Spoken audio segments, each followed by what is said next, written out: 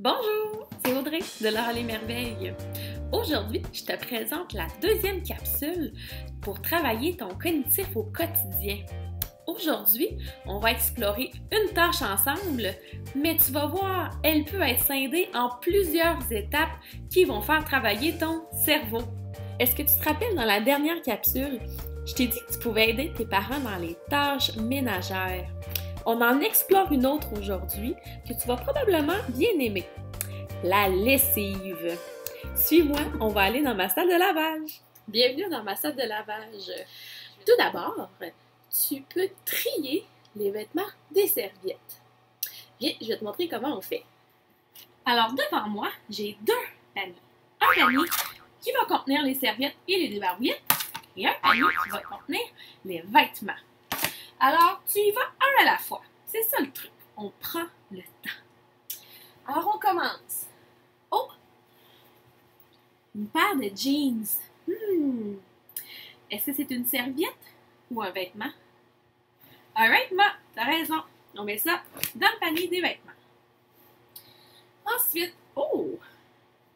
Une débarbouillette. Est-ce que ça va dans le panier des serviettes ou des vêtements? Des serviettes. Et un autre défi dans le tri de la lessive, c'est de séparer les vêtements par type de vêtements. Donc, tu peux te faire un panier avec les chandails et un panier avec les pantalons. Alors, on commence. C'est un chandail à manches courtes. Je vais le mettre dans le panier des chandails. Maintenant, une paire de pantalons. Je vais la mettre dans le panier des pantalons. Si tu veux un défi supplémentaire, tu peux trier les vêtements selon qu'ils soient de couleur pâle ou de couleur foncée.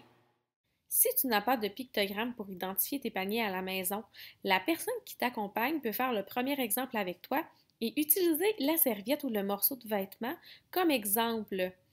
Comme cela, tu auras une référence concrète pour faciliter ton tri. Ensuite, quand ton panier est complet, on va aller le vider dans la laveuse. Je suis pas mal certaine que tu es capable de faire ça. Alors, on vide tout ce qu'il y a dedans. Et il faut mettre quelque chose de très important pour que nos vêtements et nos serviettes se lavent. Le savon à linge. Alors, tu peux le verser par toi-même. Tu peux même en profiter pour sentir son odeur. Moi, ça sent les agrumes. Alors, tu peux te faire aider par la personne qui t'accompagne pour verser une quantité et la mettre dans le compartiment à savon. Ensuite, tu vas pouvoir démarrer la laveuse. Pour cette étape, tu vas peut-être avoir besoin de la personne qui t'accompagne car elle va te montrer sur quel bouton appuyer. Tu peux aussi demander à la personne qui t'accompagne de t'aider en faisant du main sur main pour aller appuyer sur le bouton. Comme ça, on prend la main dans sa main et on appuie sur le bouton. Tu peux aussi utiliser un instrument que tu as à la maison pour allonger ton bras afin d'aller appuyer sur le bouton toi-même. On y va. Et c'est parti! En attendant, tu peux attendre en chantant des chansons. Qu'est-ce que t'en penses? Lavez, lavez, savez-vous savonner, lavez, lavez. Le linge est maintenant propre.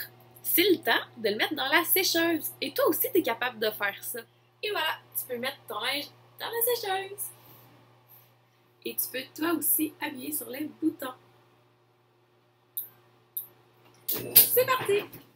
Maintenant que les serviettes sont sèches, tu peux les plier. En commentaire, je vais te mettre un lien qui te montrera comment tu peux fabriquer toi-même un objet fait en carton pour t'aider à plier la lessive. Alors ainsi, ça va être plus facile pour toi d'aider tes parents à plier les serviettes. Et voilà, j'espère que tu as aimé cette deuxième capsule sur le cognitif au quotidien. Peu importe l'âge que tu as, c'est facile d'adapter la tâche ménagère de la lessive à la hauteur de tes capacités. Ainsi, tu pourras aider tes parents dans la maison et te sentir fier de contribuer aux tâches ménagères. Alors, je te souhaite une belle journée, plein le cœur, plein l'essence. À bientôt!